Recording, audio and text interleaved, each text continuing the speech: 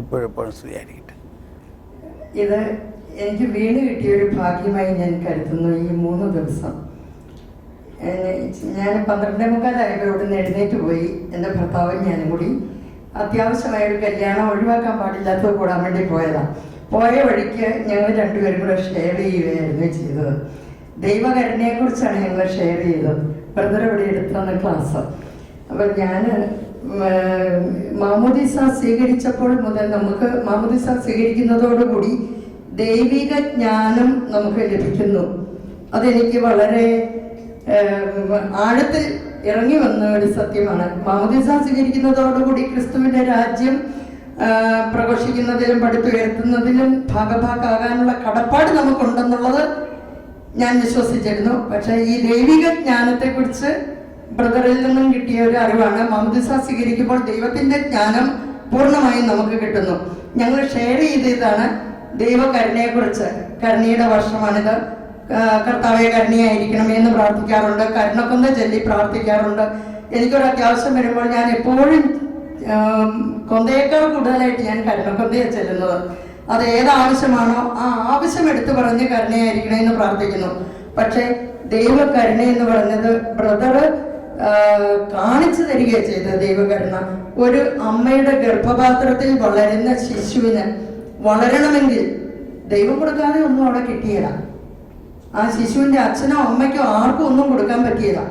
അത് വലിയൊരു ജ്ഞാനമാണ് ബ്രദർ കാണിച്ചു തന്നത്. ബ്രദർ ദൈവകരുണ കാണിച്ചു തരികയാണ് ചെയ്തത് എന്നൊരു ബോധ്യം ഞങ്ങൾ രണ്ടുപേരും കൂടെ ഷെയർ ചെയ്യുകയാണ് ചെയ്തത്. പോയ സമയത്ത് കുഞ്ഞ് പുറത്തു വരുന്നതോടുകൂടി പുറത്തു വരുന്ന രക്തവും വെള്ളവും കർത്താവിൻ്റെ ചങ്കിൽ നിന്നും വരുന്ന അതേ രക്തവും വെള്ളവുമാണ് എന്ന് ഞാൻ ബോധ്യം. ആ തിരിച്ചറിവ്, ആ ദൈവകരുണ വലിയ കരുണയായിട്ട് തന്നെ ഞാൻ സ്വീകരിക്കുന്നു. അപ്പൊ ഇങ്ങനെയൊരു അവസരം ഒരുക്കി തന്ന ലിസി സിസ്റ്ററിനും പ്രസന്ന സിസ്റ്ററിനും ജെസി ടീച്ചർ, സോഫി ടീച്ചർ എല്ലാവർക്കും ഹൃദയപൂർവ്വം നന്ദി പറയുന്നു. ബ്രദറിന് ഒത്തിരി നന്ദി.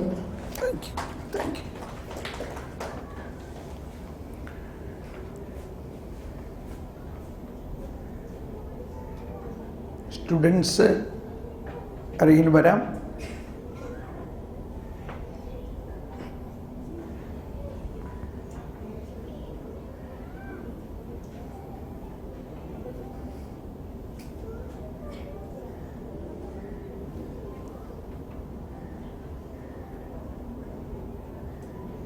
സമയം അതിക്രമിച്ചിരിക്കുന്നു. വരുന്നുണ്ടോ ആരെങ്കിലും? Yes, please come.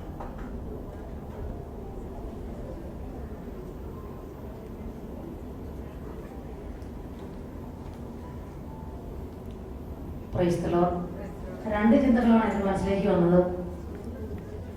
നക്ഷത്രം ജ്ഞാനമാണെന്ന് ഇന്നലെ ബ്രദർ പറഞ്ഞായിരുന്നു. അപ്പൊ ജ്ഞാനികള് ദൈവത്തെ കണ്ടു കഴിഞ്ഞിട്ട് മറ്റൊരു വഴിക്ക് പോയി.